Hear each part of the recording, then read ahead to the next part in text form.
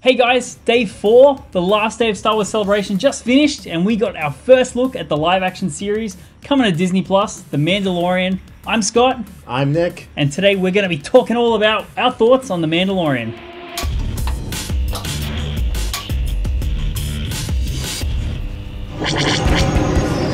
Alright, so The Mandalorian is the first Star Wars live-action series that is coming down the pipes. It's set 5 years after the end of Return of the Jedi, and so it's a lawless period, and in walks our Clint Eastwood-esque hero, the Mandalorian. Yeah, Pedro Pascal's donning the helmet and disappearing into what feels like a return of the earliest influence of Star Wars. Sergio Leone was the inspiration of Han Solo, and Leone directed the Dollars trilogy and some of the best westerns we have ever seen. And it's great to see that DNA back in Star Wars. And we've actually got a really well-known cast of actors, don't we? Yeah, big time. And directors. Like, the talent on this thing, both on the screen and off screen, is really quite impressive. You got Favreau, you got Taika Waititi. Yeah, correct. Episode, and he's also voicing a character, which IG-88. Yeah. You've got Gina Carano, Nick Nolte's in this too. Yeah, correct. Werner Herzog. Yeah, I mean... Carl Weathers. And these are people you'd expect in Star... Yeah, how do you get these people in Star Wars? I mean, also, where was Carl Weathers for the past few years? Yeah. What? Well, I mean, I'm just... No offense, it's good to see he didn't put on the Lando weight, so it's great to have him back. Yeah. But, man, it feels like we're going to get, like, a militaristic, badass adventure Star Wars. Yeah, I think this is something that I think Star Wars fans have been really kind of keen to see, like this whole this idea around bounty hunters and the underworld and whatnot, and it's been almost explored so many times. Like you think about Star Wars 1313 or the Underground TV show they talked about a long time ago. Yeah, and the Boba Fett movie we've been so close to so often, just fading away. So it's insane that the Mandalorians got this interesting period, because we've already seen after the Empire took over, but the Return of the Jedi period is still nice and wide and open thanks to The Force Awakens taking place so long after. Yeah. So, I mean, what do you think the galaxy's going to be like at this point? Because we know the Rebel government opened up a rotating capital around worlds, but what do you think it's like to be a bounty hunter at this point? Well, I think it is a lawless time, right? Mm-hmm. It's almost like that opening from the Solo movie, right? It's a lawless time, but I think you no longer have a galactic police force out there, right? So it is a world of criminals and bounty hunters and self policing kind of entities. I think so.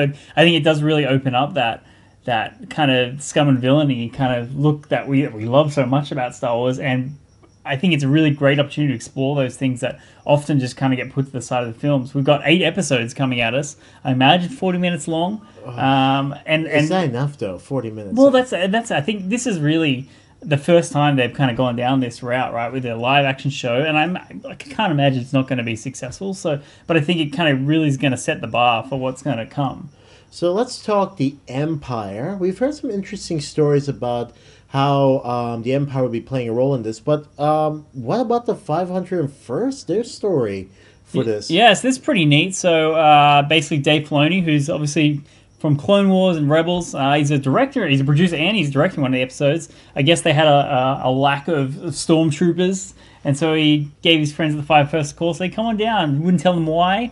And yeah, they had a lack of stormtroopers, so they suddenly got all these fantastic costumes of the 501st, and they're all cast in the film or in the show now. So that's a really cool story. Yeah, and just think, like, these guys probably have better designs than most of the guys working on Star Wars could imagine. So somewhere down the line, maybe these guys become a Hot Toys figurine. It could be a cool moment. That's right, yeah. So it's a cool moment, and it's good to see, like, they're reaching out to the fans. This feels like not only fan service, but there's something unique to go on there. And the fact that Filoni and Favreau have been thinking about this for a long time. Yeah, I thought it was really interesting that they haven't released any of the clips, right, officially on YouTube, right? It was very much behind closed doors, a celebration. It's leaked, and they haven't done a really good job of trying to cover it up. So I imagine we'll get to see it soon, and so will you. But I think from everything we've seen, there's some stuff in there that's really harkens back to me to the bloody holiday special with which I know you kind of forget about, right?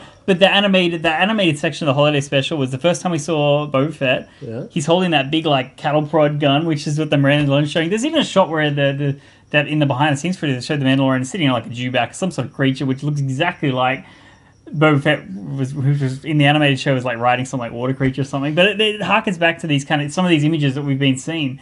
And a friend of ours mentioned that it's the same DP that's doing Rogue One. It looks for that kind of gritty feel that we got to that. So I think they're really trying to jump in on that, just that the kind of non-clean, dirty, used universe. Yeah, because the prequels, everything was so clean Correct, and sterile. And I like the idea that this is a universe that's been lived in, ships are beaten up. When you're in the Outer Rim, dirt is everywhere. Yeah. And it gives that Western feeling, because that's what Pedro Pascal as the Mandalorian is going to go for, like that sort of Clint Eastwood sort of run. I suppose you could say it's the new Have Gun Will Travel.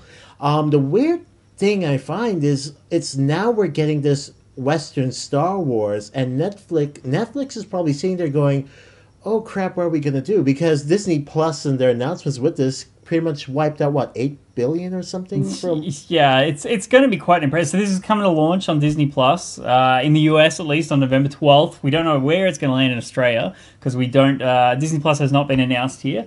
But so either it'll get shopped around somewhere else, or they'll hold it close to the chest. But I think it would be in everyone's best interest if they could try and get it as wide as audience, worldwide as possible, with or without the Disney Plus platform. So I imagine we'll see it pretty close to the same time as the US. I imagine all 8 episodes are going to drop at once, so it's going to be a big binge fest. It's going to be like a lot of Star Wars movies all at once, which is fun. I think it's we've never had this before with Star Wars, right? So I think it's going to be I think a really cool kind of probably look at what I imagine the future of this franchise potentially could be. Bob Iger's come out saying they're going to have a bit of a hiatus from the films after Episode 9.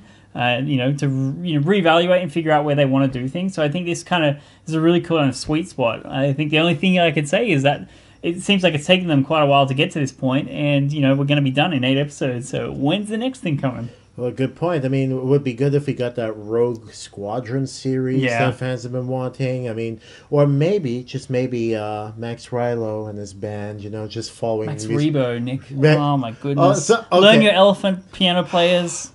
Sorry, let me just get my nerd card. I'm so sorry. But let's face it, it's a great time to be alive. The pop culture window is nice and full, and it's good to see Star Wars bringing its friggin' A game. And yeah, the force is strong with this. Very much so, yeah. So I think speak both to say we're very excited about The Mandalorian. What do you guys think? Have you guys seen the footage? Are you excited for The Mandalorian? Let us know in the comments below. And until next time, I'm Scott. I'm Nick. And we'll see you guys at the movies. Or bounty hunting.